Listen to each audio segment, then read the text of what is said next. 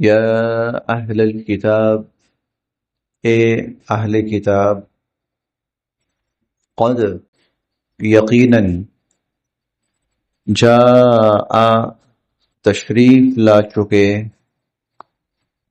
کم تمہارے پاس، قد جاءکم یقیناً آ چکے، تشریف لا چکے تمہارے پاس، رسولنا ہمارے رسول، یبین کھول کھول کر بیان کرتے ہیں، لکم تمہارے لیے، کثیرن بہت سی وہ چیزیں، کثیر چیزیں، بہت سی وہ چیزیں، مما جو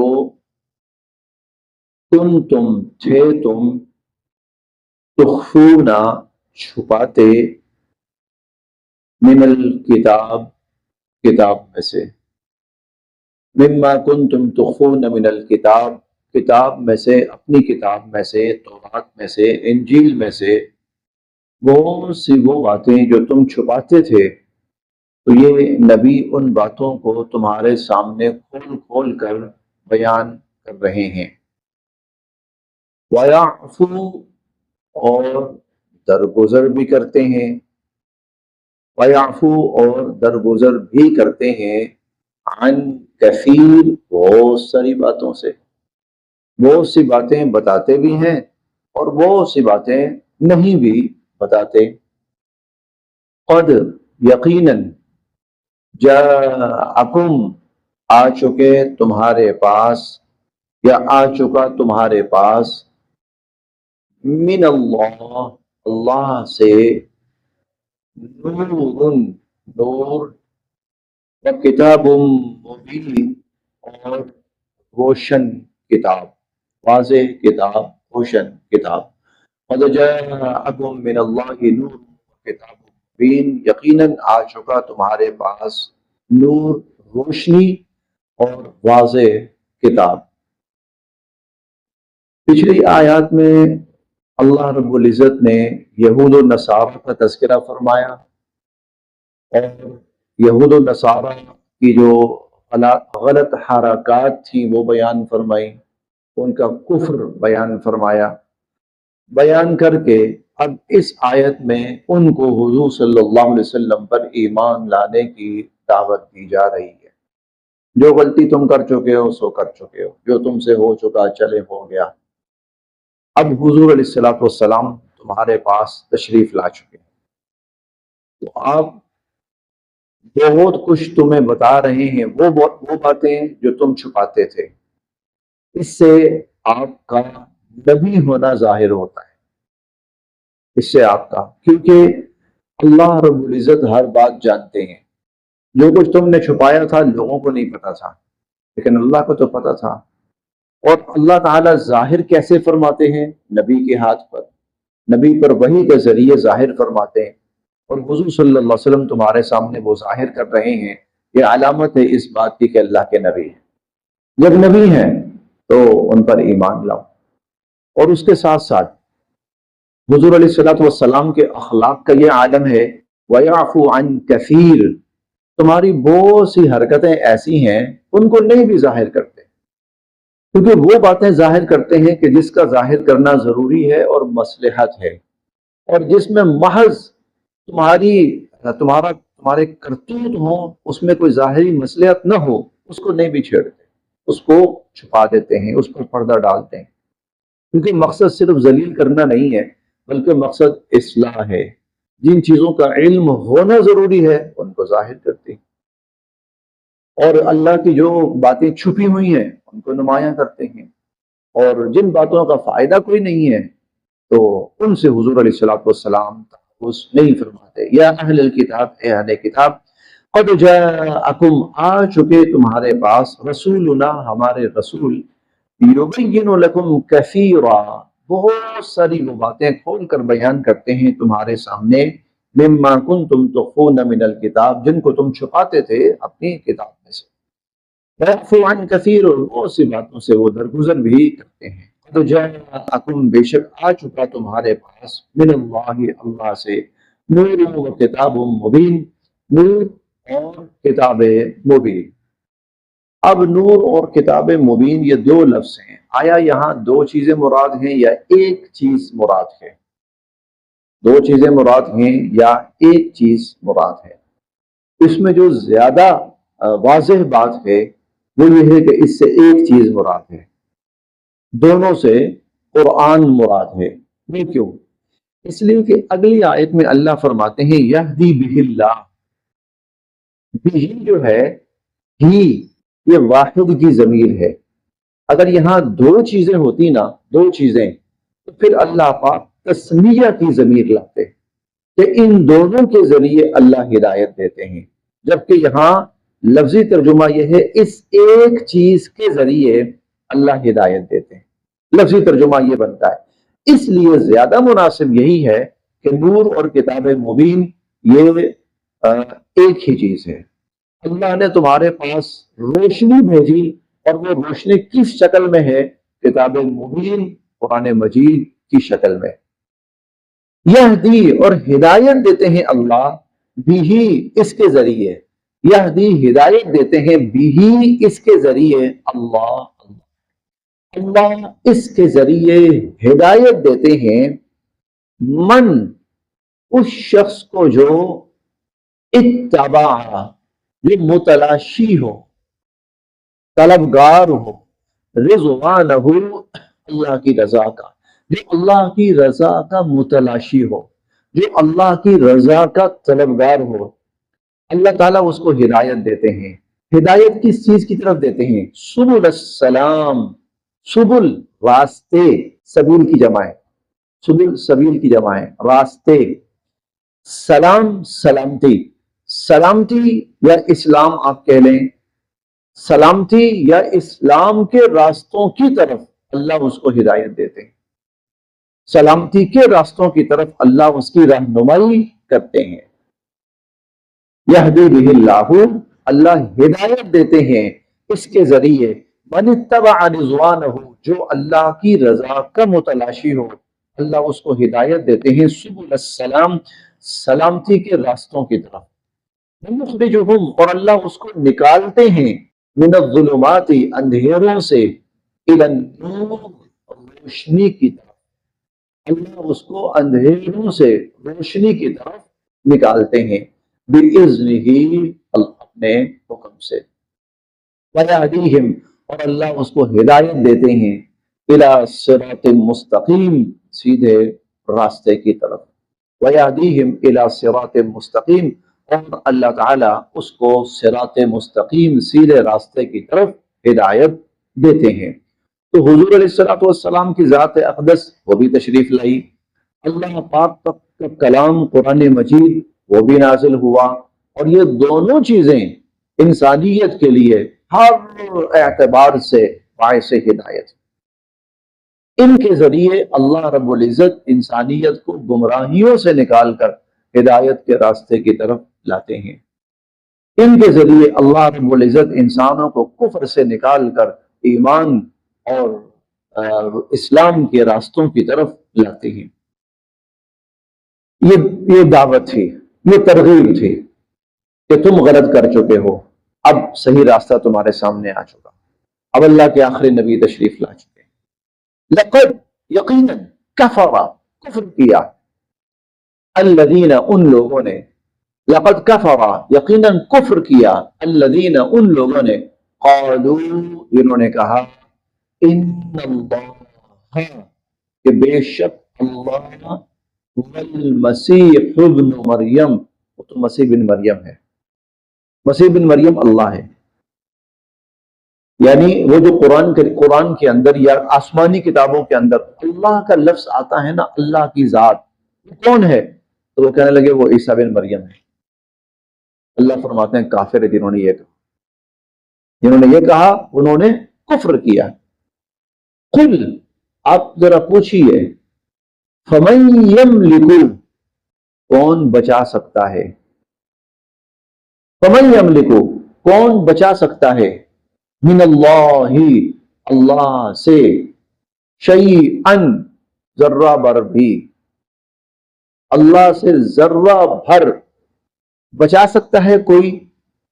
ان اگر ارادہ اللہ یہ ارادہ کر لے ان یہلکا کہ وہ ہلاک کرے المسیح ابن مریم مسیح بن مریم کو وامہ اور ان کی والدہ کو ومن فی الارض اور جو زمین میں ہیں جمیعا ان سب کو اللہ ہلاک کرنے کا ارادہ کر لے تو کوئی بچا سکتا ہے؟ اگر تم کہتے ہو نا مسیح بن مریم اللہ ہے، اچھا اب اس میں نا مسیح بن مریم اور ان کی والدہ اور زمین کی ساری مخلوقات ان سب کی ہلاکت کا ذکر ہے، اور ہلاکت کیا ہے؟ موت، کائنات کی بھی موت ہے، انسانوں کی بھی موت ہے، اور اللہ اس بات کو ثابت بھی کر چکے ہیں۔ اور وہ کیسے؟ عیسیٰ بن مریم کی جو والدہ ہیں ان کو تو وفات ہوگی، وفات پا بھی گئی، وہ وفات پا بھی گئی، جب قرآن کی یہ آیات نازل ہو رہی ہیں وفات پا چکی ہیں۔ تو جس طرح وہ وفات پا چکی ہیں تو اسی طرح عیسیٰ بن مریم بھی وفات پائیں گے، وفات پائیں گے۔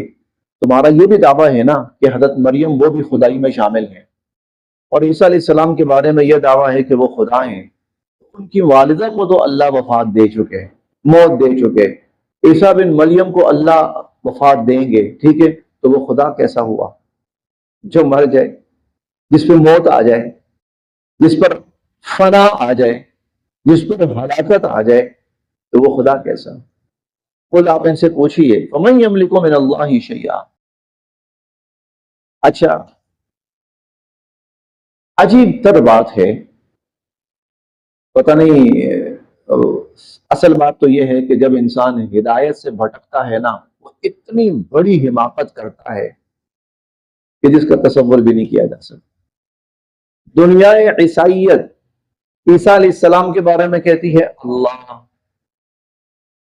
چلیں یا تو ہے ہی اللہ یا اللہ کے ساتھ الوہیت میں شامل، دوسری طرف کہتی ہے ظالموں نے پھانسی پہ لٹکا دیا، ظالموں نے پھانسی پہ لٹکا دیا۔ بدبختو، کم سے کم اپنے خدا اگر اس کو کہتے ہو، اگر خدا کہتے ہو تو خدا کے بارے میں تو یہ دعویٰ نہ کرو کہ چار لوگ جو راستے میں پھر رہے تھے انہوں نے پکڑ کے پھانسی پہ لٹکا دی اور موت دے دی۔ ایک لطیفہ ہے، حضرت شاہ عبد العزیز رحمۃ اللہ علیہ، حضرت شاہ ولی اللہ محدث دہلوی رحمہ اللہ کے خاندان کا یہ بہت بڑا نام ہے، شاہ عبد العزیز محدث دہلوی۔